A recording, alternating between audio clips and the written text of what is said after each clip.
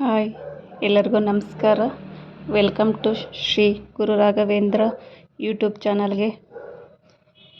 ನಮ್ಮ channel subscribe ಮಾಡ್ಕೊಂಡು video ನೋಡಿ ನಿಮ್ಮ ಮನಸ್ಸಿಗೆ ಕಮೆಂಟ್ ಮೂಲಕ ತಿಳಿಸ್ಕೊಡಿ. ಆದಷ್ಟು ಶೇರ್ ಮಾಡಿ. ಇವತ್ತು ಶುಕ್ರವಾರ ರಾಮ ಏಕಾದಶಿ ಬಂದೈತೆ. ರಾಮ ಏಕಾದಶಿ ಅಂದರೆ ಏನು, ಅದರ ಮಹತ್ವ ಏನು ತಿಳ್ಕೊಳ್ಳೋಣ. ನಾನು ರಾಯರ ಏಕಾದಶಿ ವ್ರತ ಮಾಡ್ತಾಯಿದ್ದೀನಿ. ಇವತ್ತಿನ ರಾಯರ ಸೇವೆ ಇದು.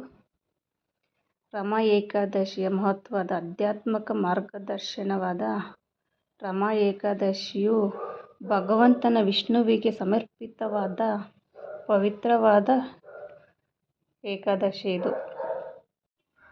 ಇಂದು ಉಪವಾಸವಾಗಿದ್ದು ಆಧ್ಯಾತ್ಮಿಕ ಪರಮಾತ್ಮನಾದ ಶ್ರೀಕೃಷ್ಣನು ಉತ್ತರಿಸಿದನು. ಓ ರಾಜಸಿಂಹವೇ, ದಯವಿಟ್ಟು ಕೇಳು.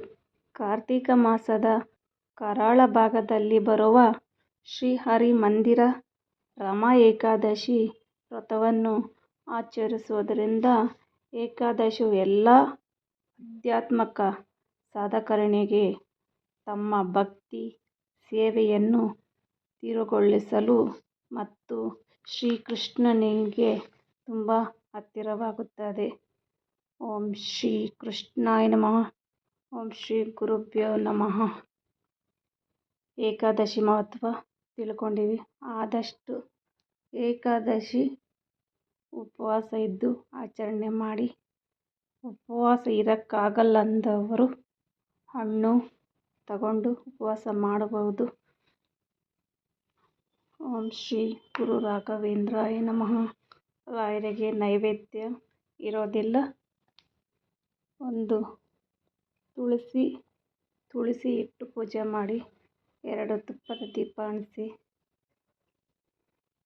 ಮಾರನೇ ದಿನ ದ್ವಾದಶಿ ಫೋಟೋ ಎಲ್ಲ ಕ್ಲೀನ್ ಮಾಡಿ ರಾಯರಿಗೆ ಹೂವಿನ ಅಲಂಕಾರ ಮಾಡಿ ನೈವೇದ್ಯ ಸಮರ್ಪಿತ ಮಾಡಿ ರಾಯರ ಸೇವೆ ಮಾಡಿ.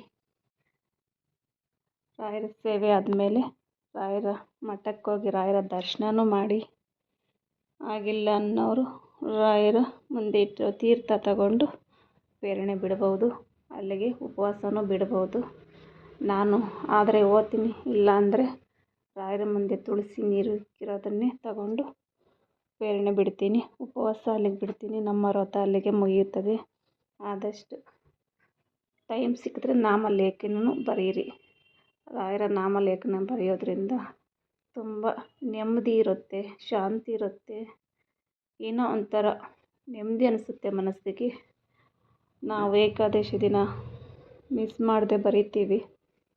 ಆಗ ನೀವು ಬರಿಬೋದು. ಓಂ ಶ್ರೀ ಗುರು ರಾಘವೇಂದ್ರಾಯ ನಮಃ.